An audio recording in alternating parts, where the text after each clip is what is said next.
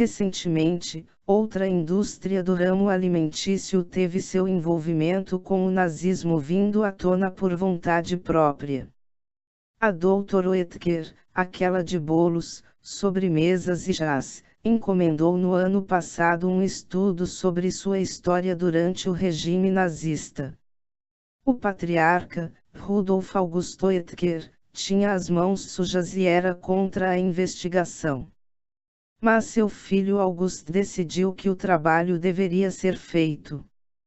A pesquisa descobriu que, como muitos industriais da época, o diretor executivo da companhia, Richard Kazelowski, filiou-se ao partido nazista e doou grandes quantias a Heinrich Himmler, líder da SS, a tropa pessoal de Hitler.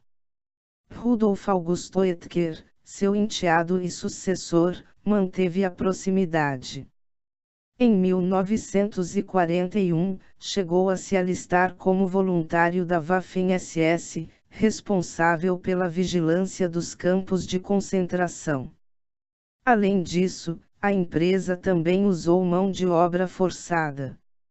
A Dr. Oetker é o mais novo nome em uma lista de empresas que pesquisam o passado que as condena. Esse movimento não é novo. Desde 1970, uma boa parte das instituições e indivíduos alemães tentam encarar seu passado nazista, diz Martin Arruel, professor da Universidade de Cambridge, no Reino Unido, e especialista em história intelectual da Alemanha moderna. Em alguns casos, isso aconteceu em resposta a pressões externas, como nos julgamentos conduzidos nos Estados Unidos. Em outros, não houve essa indução.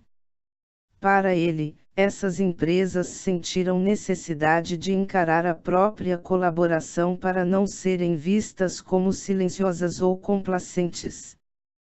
Pós-guerra, a Nestlé admitiu o envolvimento e pagou 14,5 milhões de dólares para um fundo das vítimas de trabalho escravo. A Coca-Cola pediu desculpas publicamente. Os motores do Terceiro Reich. Várias montadoras se envolveram até o pescoço com os crimes nazistas. A BMW usou cerca de 30 mil trabalhadores forçados em sua fábrica durante a guerra. Além de veículos terrestres, prisioneiros de países ocupados e de campos de concentração eram a mão de obra para a produção de motores também para a Luftwaffe, a força aérea nazista.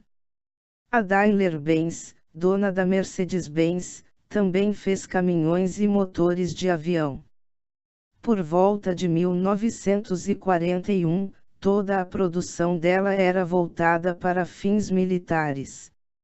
Em 1944, cerca de metade dos 63.610 trabalhadores eram prisioneiros ou civis de países invadidos obrigados a trabalhar.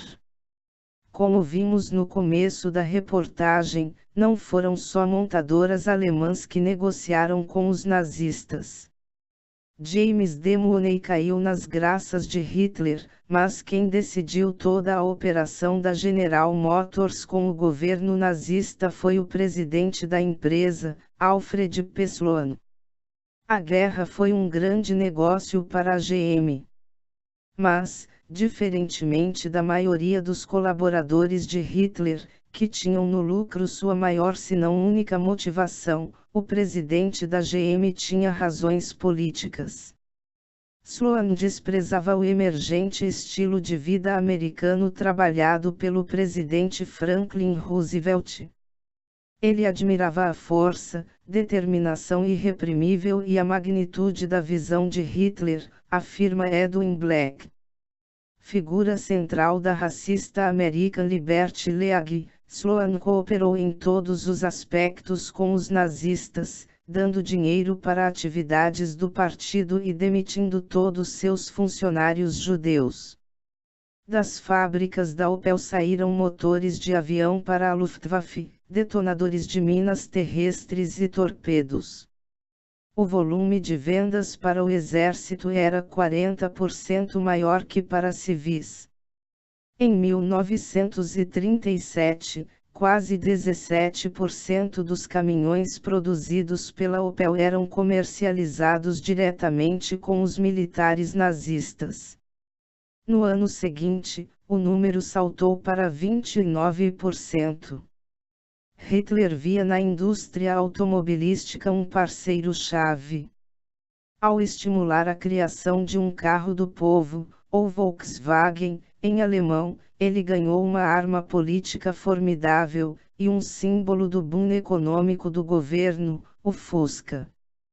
Criado pelo engenheiro Ferdinand Porsche, o carro que se tornaria o mais vendido da história foi um sucesso antes e durante a guerra, já que seu sistema de refrigeração a ar permitia atravessar até desertos. A fábrica do carro, que também tinha mão de obra escrava, foi bombardeada, tomada pelos ingleses, devolvida aos alemães depois da guerra e enfim privatizada para se tornar a Volkswagen de hoje. Hitler foi influenciado pelo Ford T, carro americano muito barato que fez de Henry Ford gênio industrial e um dos homens mais ricos dos Estados Unidos. Os dois tinham muito em comum. Antissemita, Ford comprou um jornal para divulgar suas ideias, inspiradas por uma teoria da conspiração recorrente que diz que os judeus têm um plano de dominação do mundo, manipulando imprensa, governos e economias.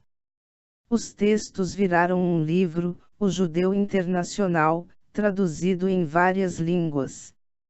Na Alemanha, onde Ford era venerado como empresário, O Judeu Internacional foi um sucesso ao ser lançado, em 1921. A obra virou uma bíblia dos antissemitas alemães, entre eles Hitler. Na primeira edição de Minha Luta, seu livro manifesto, a dedicatória, apenas um grande homem, Ford. A devoção ao americano seria depois expressada em uma foto emoldurada em seu escritório. Empresário visionário e antissemita. Nada melhor para ganhar a admiração de Hitler. Com isso, a Ford explorou o rico mercado alemão, montando inclusive fábricas de veículos militares no país antes mesmo do início da guerra. Com isso, a Ford da Alemanha mais que dobrou de tamanho entre 1939 e 1945. Não importava, para os alemães, que a empresa fosse americana. De acordo com Charles Egan, autor de Trading with the Enemy, comercializando com o inimigo, inédito no Brasil, empresários dos Estados Unidos continuaram de conluio com o governo alemão mesmo depois da entrada do país no conflito, em dezembro de 1941. Na mesma semana em que declararam guerra, os Estados Unidos proibiram qualquer negócio com os inimigos. Mas um decreto presidencial permitia algumas exceções, especialmente quando tinha muito dinheiro envolvido. A Standard Oil, de Nova Jersey, transportava o combustível para a Alemanha através da neutra Suíça, e os caminhões da Ford eram fabricados na França, que estava sob domínio nazista, com autorização da matriz, por exemplo. De seu lado, o governo alemão prometeu que, se saísse vitorioso, as propriedades de alguns empresários americanos não seriam afetadas. Qualquer que fosse o vencedor, os poderes que faziam o país funcionar não seriam prejudicados, escreve Egan. Dessa forma, os investimentos das subsidiárias de empresas americanas na Alemanha chegaram a 475 milhões de dólares na época, dentre eles, 35 milhões de dólares da GM e 17,5 milhões de dólares da Ford, que fabricou cerca de um terço dos caminhões nazistas. Pós-guerra, GM e Ford contrataram historiadores para investigar a época. A Ford abriu os arquivos, e um livro sobre o passado da GM foi publicado. Em 2007, um documentário sobre a família Quandt, dona da BMW, escancarou sua relação com o nazismo. A empresa reconheceu isso 4 anos depois. A Daimler admitiu o envolvimento, pediu perdão pela escravidão e se propôs a pagar indenizações às famílias das vítimas. Se gostou, de um joinha e se inscreva em meu canal.